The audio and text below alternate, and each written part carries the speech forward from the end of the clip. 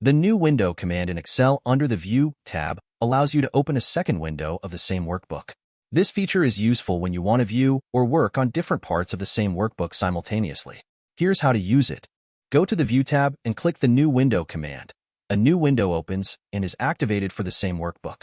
Excel appends a number to the workbook's name in the Window's title bar to distinguish it from the original.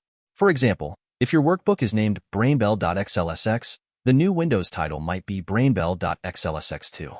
If you open another new window, it will be labeled brainbell.xlsx3, and so on, allowing you to view and work on different parts of the same workbook simultaneously. The Switch Windows menu lets you see all open windows for a workbook and easily switch between them.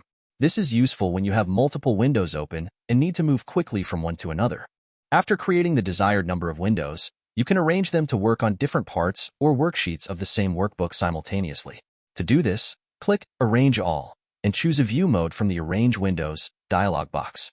This feature allows you to quickly organize the windows for easy comparison, data entry, or analysis without needing to switch back and forth between different sections of the workbook. Thanks for watching.